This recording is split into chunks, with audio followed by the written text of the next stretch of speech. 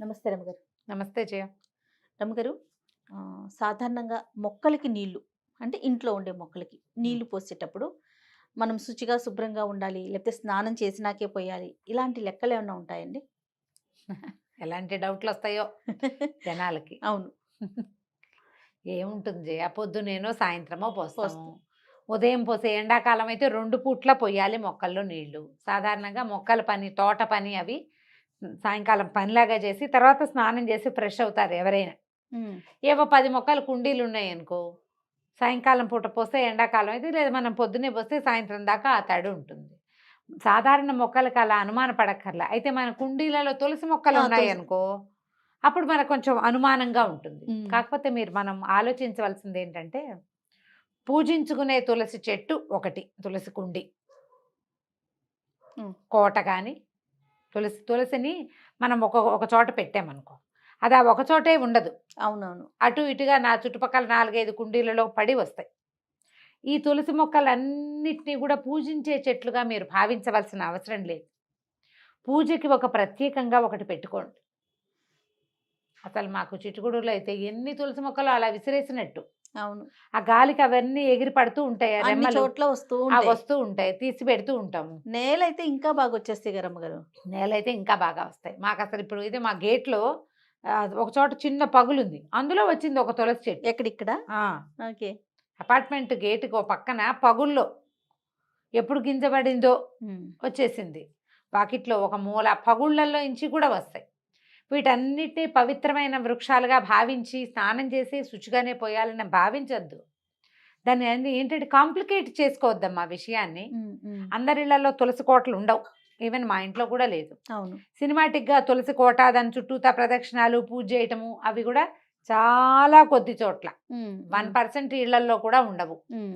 ఎక్కడైనా గోడకి ఓ పక్కకు ఉంటాయి. చుట్టూతా ప్రదక్షిణాలు చేసే అవకాశం సాధారణంగా ఉండదు. అలా ఇండిపెండెంట్ ఇళ్ళు, తులసి కోట ఇట్లా గుమ్మానికి ఎదురుగుండా ఉండటం అతి తక్కువ కదా! అవును. అదేదో చూసి దానిలాగా చేసేసేయాలని భావించొద్దు. కాంప్లికేట్ చేసుకోకండి వ్యవహారాన్ని. మన దగ్గర చాలా కుండీలుంటే ఒక్క దాంట్లో తులసిని పెట్టుకుని దానికి ఆ కుండీకే చక్కా పసుపు రాసి బొట్టు పెట్టండి. దీపారాధన చేసినప్పుడు ఆ కుండీ దగ్గరే దీపం పెట్టుకోండి. తులసి చెట్టు దగ్గర దీపాలు పెట్టాలనుకుంటాం కదా! మనం అవును. కార్తీకంలో పెడతాం. ఉదయకాలం, సాయంకాలం ఏదో కుదిరినప్పుడు పెట్టుకుంటాం. ఓ అగరబత్తి వెలిగించి ఆ తులసి చెట్టుకే చూపించండి. పసుపు, కుంకం ఆ చెట్టు మీదే వేయండి. స్నానం చేశాక శుచిగా నీళ్లు ఆ చెట్టుకి పోయండి. అవి ఓన్లీ మంచి నీళ్లు మాత్రమే పోయాలి. అంతే మంచి కదా నీళ్లు రమ్మగారు? పోసుకోండి. ఫ్రెష్ నీళ్లు స్నానం చేసి చక్కా బొట్టు కాటుక పెట్టుకోవటం, తలకాయ దూకోవటం. దేవుడికి దీపారాధన చేసుకున్నప్పుడు తులసి చెట్టులో నీళ్ళు పోసి తులసి దగ్గర ఓ దీపారాధన, ఓ చిన్న చూపిస్తే కాస్త చిటికెడు బెల్లం పంచదారో ఓ చిన్న బెల్లం ముక్కో చూపించొచ్చు. పిల్లలకు కూడా అలా అలవాటు చేయండి. తులసి గాలి ప్రధానమైనది ఏంటంటే తులసి యొక్క గాలి మనకి తగలాలి. హ్మ్. స్త్రీలకు అది మంచిది. అందుకు మనకు ఆ పద్ధతులు చెప్పేవాళ్ళు. ఇప్పుడు మనకు అవకాశం లేకపోయినా కూడా అదేమిటో చేసేసేయాలని దాని మీద ఎందుకు హైరాణ పడాలి? మిగిలిన మొక్కలు కూడా శుచిగానే నీళ్లు పోయాలని ఎందుకు భావించటం? ఇవే కాకుండా ఈ మధ్య నేను ఒకరింట్లో చూశాను. ఔదుంబర వృక్షం ఉంటుంది కదా! ఔదుంబరం అంటే దత్తాత్రేయ స్వామి వారు ఉంటారని. దాన్ని బాన్సాయి చేసి పెట్టుకున్నారు. పవిత్ర వృక్షం కదా! అని చెప్పి. హుహు. స్వామి దాని కింద ఉంటారని. బాన్సాయి చేసేసి పెట్టుకున్నారు. మీరలా పవిత్ర వృక్షాలుగా భావించిన చెట్లని మీరు బాన్సాయి చేసి చేయకూడదు నిజానికి. అది తప్పు. లెక్క ప్రకారం అది పెద్ద మహావృక్షం అయ్యి కొన్ని పక్షులకి ఆలవాలంగా ఉండాలి. కొంత గాలి దాని నుంచి మనకి ప్రజలకి రావాలి. హ్మ్. ఇంత చిట్టి బాన్సాయి నుంచి ఏమొస్తుంది? అవును. మీరేదో ఆలోచన చేస్తే చేశారు. నేను దాన్ని తప్పుపట్టట్లా. అలాంటి వృక్షం ఏదైనా మనం పెట్టుకుంటే, అప్పుడు నీళ్ళు స్నానం చేసి పోసుకోండి. హ్మ్. కొంచెం మనం పవిత్రంగా భావిస్తాం అనుకుంటే, అనుకుని అలా సాధారణ పెట్టుకుంటే. పూల మొక్కలకి ఇప్పుడు ఇంట్లో మనీ ప్లాంట్ దగ్గర నుంచి రకరకాల మొక్కలు పెంచుకుంటాం కదా రమ్మగారు. వాటికైతే పూల మొక్కలు, పూల గోరింట మొక్కలు. మొక్కలు, తేనె చెట్లు, ఏదో ఆకుకూరల మొక్కలు ఆ! వీటన్నిటికీ మీరు సాయంకాలమో, పొద్దునో మీ వెసులుబాటుని బట్టి నీళ్ళు పోసుకోవచ్చు. వీటికి కూడా స్నానం చేసే శుచిగా బట్టుకాటుగా పెట్టుకొని చక్కగా పవిత్రంగా పోయవలసిన అవసరం అయితే లేదు.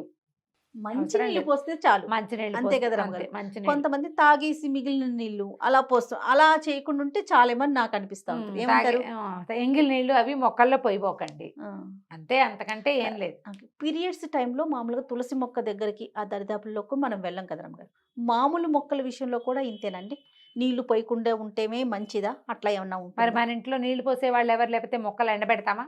ఎవరైనా ఉంటే పోస్తారు. కానీ ఏమో నేను దాన్ని నమ్మట్లేదు జయ. పీరియడ్స్లో ఉన్నప్పుడు వీళ్ళ నుంచి ఏదో వచ్చి మొక్కలు పోతాయి అనేది నేను నమ్మను. పీరియడ్ అనేది అంత నిషిద్ధ పదార్థం కాదు. మొండికెత్తి చెయ్యొద్దు మీ ఇంట్లో వాళ్ళు వద్దంటూ ఉంటే. మీరే ఉంటే చేసుకోండి. మీ ఇంట్లో ఉండి పెద్దవాళ్ళు మొక్కలు ముట్టుకుంటే మొక్క చచ్చిపోతుంది. నా అనుభవంలో జరగలేదు అట్లా. అలా ఏం అవ్వదు. పెరళ్ళల్లో ఇదివరకు ఆడవాళ్ళు తిరుగుతూనే ఉండేవాళ్ళం కదా, మరి పెరట్లోకే వెళ్ళాలి. అన్ని మొక్కలు తమలపాకు ఉండేవి కదా. చెట్టుకు కూడా పోయకూడదని విన్నాను నేను. అది మరి తమలపాకు కూడా పవిత్ర వృక్షంగా భావించారుగా మరి మీరు. పవిత్ర వృక్షంగా భావించారు కదా. ఆ, తమలపాకు దేవుడికి తాంబూలం పెడతాం కాబట్టి అది పాన్గా నోట్లో వేసుకుని ఎక్కడ పడితే అక్కడ ఉమ్మేస్తాం. అది అది గుర్తు లేదు. అవును అవును, దాన్ని దేవుడికి పట్టించుకో. పెట్టే ఆకుని మనం నవిలి ఉమ్మేయచ్చా? ఉమ్మకూడదు కదా, నవలద్దు అసలు. మీరు ముట్టుకోకండి దాన్ని, పవిత్ర వృక్షంగా భావించండి అవును, కదా. దాన్ని మాత్రమే గుర్తు పెట్టుకుంటాం. ఇది అసలు జ్ఞాపికే ఉండదు. ఇవన్నీ కాంప్లికేట్ చేసుకోవటమే జీవితాన్ని. మీ ఇంట్లో ఎవ్వరు లేరు, మీ మొక్కలకు మీరే నీళ్ళు పోసుకోవాలి. మీ పీరియడ్సో పిల్లలకు పీరియడ్సో ఏం చేస్తారో చెప్పండి. అవును. ఆ తులసి మొక్క వరకు మీరు పూజించే మొక్కకి పోయబోకండి. ఉమ్. ఇవన్నీ కూడా ఏంటంటే ఒక తరం నుంచి ఒక తరానికి వెళ్ళేటప్పుడు ఎవరెవరి కపోలాలకలో నోట్లో పుట్టిన మాటలో అట్లా అట్లా అట్లా పెరిగి కాంప్లికేషన్స్ మీ వచ్చేస్తాయి. ముందు పెట్టడానికి రీజనే అదండి. ఎందుకంటే రకరకాల అనుమానాలు కదా, ఎవరెవరో చెప్పేది, ఎక్కడెక్కడో వినేది. మీరు అన్నట్లుగా మాటలు మాటలు మాటల ద్వారా. మీరు ప్రాక్టికల్గా ఆలోచించు జయ. మీ ఇంట్లో నువ్వు మీ ఆయన ఉంటారు. ఉమ్. అతను పొద్దునుండి పొద్దున వెళ్ళిపోతాడు, రాత్రికి వస్తాడు. మంచి ఎండాకాలం, ఎలా పీరియడ్స్. ఉంది? నీ మొక్కల్ని చంపేస్తావా? ఉమ్. పీరియడ్లో నీవు నీళ్లు పోస్తే నీకేదో పాపం వస్తుందని భావించి మన మొక్కలు చంపేసే ఆ పాపం పాప బాగా చెప్పారు. కదా. ఆలోచించండి, ఎందుకు అంత కాంప్లికేటెడ్ చేసుకోవాలి? అలాంటిది ఏమీ లేదు. ఏమైనా ఉందని మీకు ఎవరైనా చెప్తే వాళ్ళకి బుర్రలో లోపం ఉందని గ్రహించండి. ఇంట్లో మనకి పోసే అవకాశం ఉందనుకోండి, పోయినామండి వాళ్ళతో. పోయి నువ్వు రెస్ట్ తీసుకో. ఆ, నీకు కావాల్సింది రెస్ట్, అంతే. అంతేగాని కాంప్లికేషన్ కాదు. Yes. హాయిగా రెస్ట్ తీసుకో. వాళ్ళనే పోయినాయి, ఆ 4 పనులు వాళ్ళనే చేయని. నీకు ఇలా అత్యంత ముక్కుసూటిగా చెప్తారు కదా రమ్మ గారు, అందుకే మీ ముందు పెడతా ఇలాంటి ప్రశ్నలు నేను. అత్యవసరమైన పనులు చేసుకోండి అమ్మా. ఈ పనులన్నీ చేసి ఎందుకు అలసిపోతారు పీరియడ్స్లో? రెస్ట్ తీసుకోండి హాయిగా. మీకు చెప్పింది రెస్టే కదా. అవును. హాయిగా రెస్ట్ తీసుకోండి. మొక్కలకు వాళ్ళని నీళ్ళు పోయినివ్వండి, ఏం పర్వాలేదు.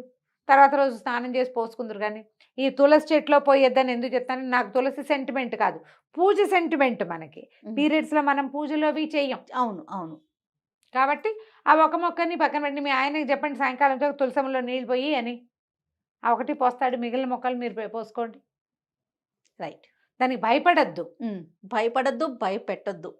ఇంట్లో ఎవరు లేకపోతే మీ తులసమ్మ కూడా లక్షణంగా పుచ్చుకుంటుంది నీళ్ళని. మీకు వచ్చిన కంగారు ఏం లేదు. నేను ప్రతిదీ చెప్తాను జయ. ఏదైనా సరే నీకు కావాలని చెయ్యొద్దు. నువ్వు ఏం జరుగుతుందో చూద్దామని చేయకు. అవకాశం లేకపోతే చెయ్యి, అంతే. ఇంకో దారి లేకపోతే. కాదు రమ్మగారు, మార్గం లేదు. మొక్కల్ని ఎండబెడతామా కదా, చేయలేకపోతే. అది తులసి మొక్క అయినా సరే మీరు అన్నట్లుగా అవును. ప్రతిరోజు పక్కింటి వాళ్ళని పిలుచుకొచ్చి మా ఇంట్లో మొక్కకు నీళ్లు పోయిందని చెప్పలేంగా, పిలిపించుకోలేం కదా. పాత రోజుల్లో చేసేవాళ్ళు. అవునండి. ఆ పక్కింటి వాళ్ళు వచ్చి వంట చేసి పెట్టేవాళ్ళు, మొక్కల్లో నీళ్లు వీళ్ళు పోసేవాళ్ళు. పాతకాల పరిస్థితి వేరు. ప్రత్యేకించి పక్కన కూర్చునే వాళ్ళు కాబట్టి అవును, వాళ్ళ ఇంట్లో వచ్చి చేసేవారేమో బహుశా. ఇప్పుడు అవకాశం లేదు కదా. కాబట్టి మనకు అవకాశం ఉన్నంత వరకు భక్తి శ్రద్ధలతో, బుద్ధితోటి, మనసుతో, విచక్షణతోటి, గౌరవ మర్యాదలతోటి జీవిద్దాం. కానీ కాంప్లికేషన్స్ తోటి మాత్రం కాదు. తప్పకుండా రమ్మగారు. నమస్తే. నమస్తే.